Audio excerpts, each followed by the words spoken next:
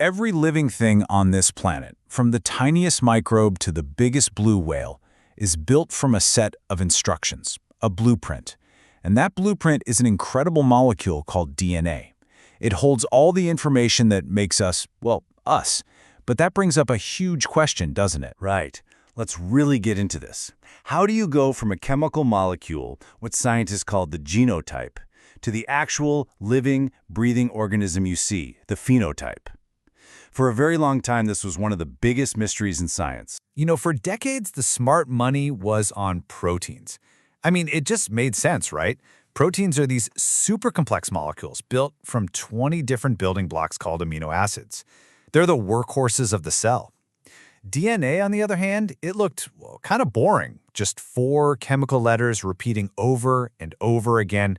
How could something so simple possibly hold the code to life? The answer started to unfold like clues in a great detective story. First, back in 1928, Griffith discovered some kind of transforming principle that could pass genetic traits from one bacterium to another. Then, in 1944, Avery and his team did these incredible experiments that pointed the finger directly at DNA.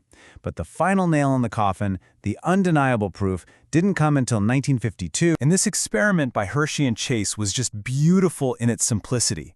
They used these tiny viruses called phages, which infect bacteria.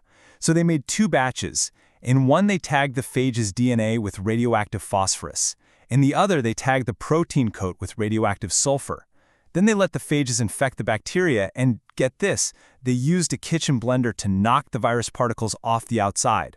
When they checked what got inside the bacteria, it was the radioactive DNA. The protein coats were just left outside like empty shells. DNA was the stuff carrying the instructions. And just like that, the great debate was settled. DNA was officially the molecule of inheritance. But you know how science works? Solving one mystery just opens up another one. Okay, so DNA holds the code. But what does the code actually look like? The next massive clue came from a biochemist named Erwin Chargaff. He was analyzing the DNA from all sorts of different creatures, and he noticed this really odd but incredibly consistent pattern.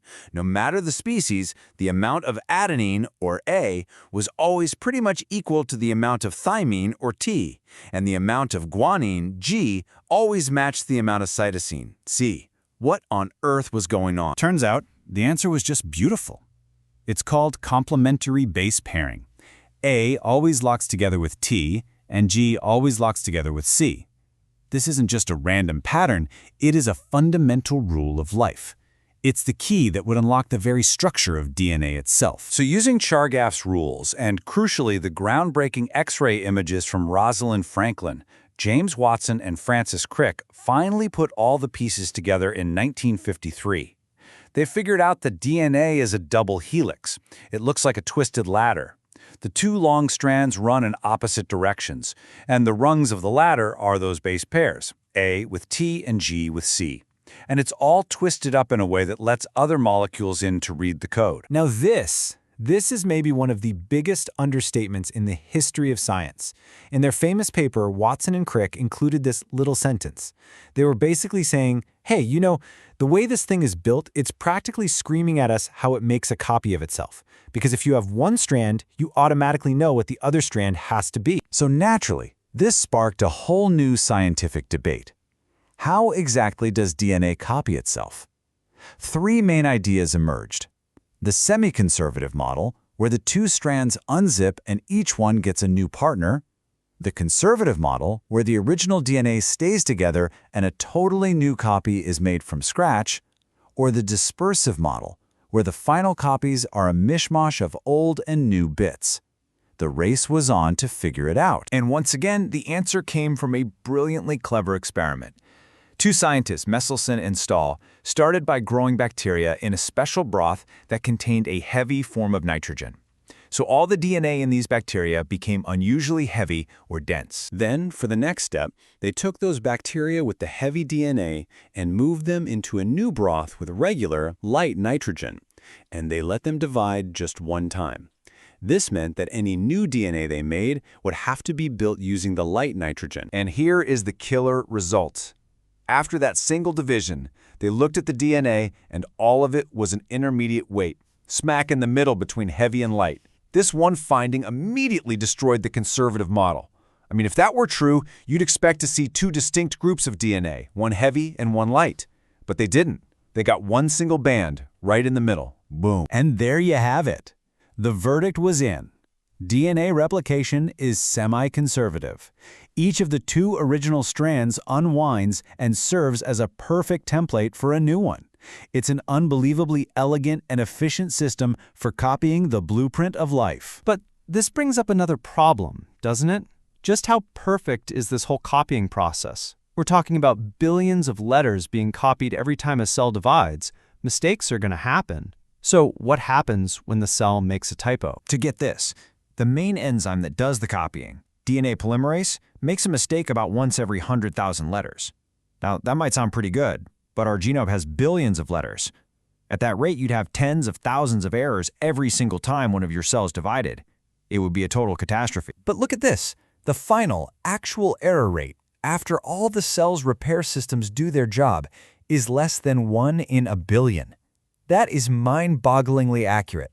That's like copying 1,000 encyclopedias word for word and making only a single typo. So how on earth does life pull that off? Well, it has this incredible 3-layer editing system. Think of it like a spell checker on steroids. First, the DNA polymerase enzyme actually proofreads its own work as it goes along.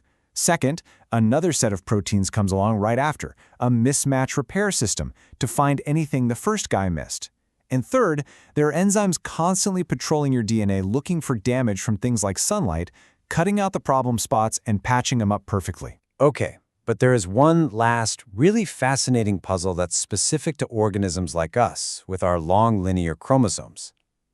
Because of a weird little quirk in how they get copied, they actually get a tiny bit shorter every single time a cell divides. So, why haven't they just vanished over time? The answer is telomeres. These are basically protective caps on the ends of our chromosomes. They're just long strings of repetitive DNA that don't really code for anything important. The best analogy is the little plastic tips on your shoelaces, the aglets. They're there to stop the important part, the shoelace, or in this case, your genes, from fraying and falling apart. And life has a hero enzyme to solve this problem, telomerase. This amazing little machine carries its own template and can add those repetitive sequences back onto the ends of the chromosomes, rebuilding the protective caps. It's really active in cells that have to divide a lot, like our stem cells. But here is the final, incredible twist. In most of our adult body cells, telomerase is basically switched off. This means our telomeres do get shorter as we get older, and that's a key part of the aging process. But on the flip side of that coin, what have cancer cells figured out how to do?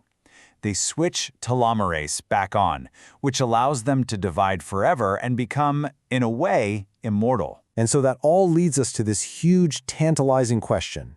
Could we learn to control this one enzyme, telomerase, to fight two of our greatest biological challenges, aging and cancer? It's a profound thought, and the answer, like so many others, is still waiting for us, locked away in the code of life itself.